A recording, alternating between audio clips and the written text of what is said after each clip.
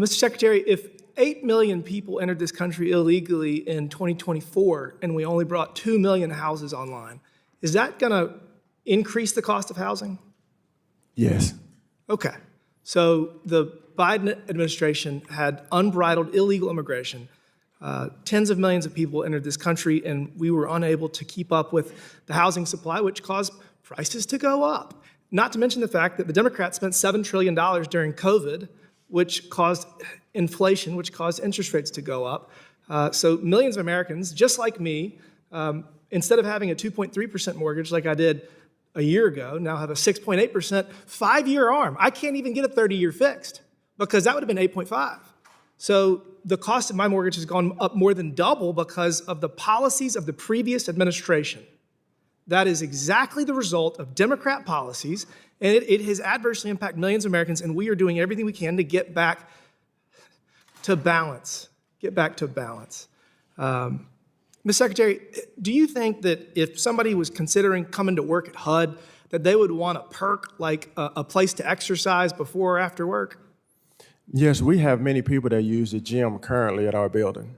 You know, it's crazy. Congress actually has one of those too. We have a staff gym, we have a members gym, House and Senate side. So it's almost like exercise is important and it's something that people expect.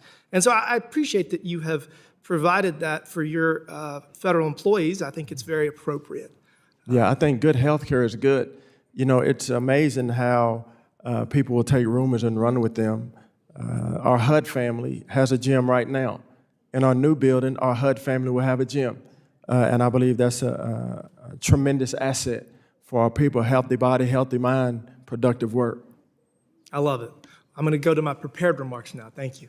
The time of today's hearing could not be more important, as both the House and the Senate work to advance serious housing packages aimed at addressing housing affordability for the first time in my congressional career.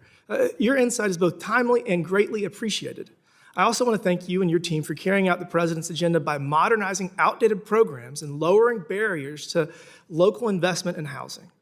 Communities across the country rely on HUD not only to address long-term housing affordability, but also to help families recover when disaster strikes. In my district, in the upstate of South Carolina, Hurricane Helene caused significant damage to homes and infrastructure. Families and local leaders are still working to rebuild in many situations. Effective disaster recovery depends on getting the policy environment right. When federal programs are overly complex or slow to deploy, rebuilding is delayed and communities are left waiting far too long for help. Simplifying requirements, improving transparency, and providing greater flexibility can make a real difference for states and local governments working to deliver assistance quickly and responsibly. Ms. Secretary, how will HUD's streamlined CDBG disaster recovery guidance help states and local governments move more quickly from a disaster declaration to actually delivering rebuilding assistance to homeowners and renters? Thank you, Mr. Timmons. As you know, we put out $12 billion in CDBG-DR this year, and streamlining these processes will get the funds and the resources out the door quicker and more appropriately to the people that are actually needing them, people that are rebuilding their lives because of a natural disaster. During the Biden administration, this was not the case, but during this administration at HUD, we are getting these funds out the door to the people who really need them.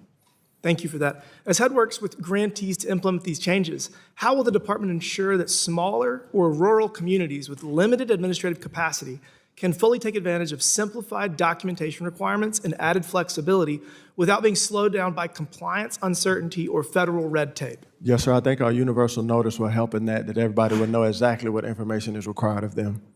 Great. I really appreciate with that. I think that we're moving in the right direction. Interest rates are coming down. Inflation is coming down. We're growing the economy. Border security has stopped the unbridled flow of illegal immigrants, and we're addressing the million-plus people in this country illegally that have had all of their due process, that have committed violent crimes, rape, murder, human trafficking, arms trafficking, and these are the people that we are currently making sure leave our country to make our citizenry safe. So we're moving in the right direction, and I appreciate all your hard work.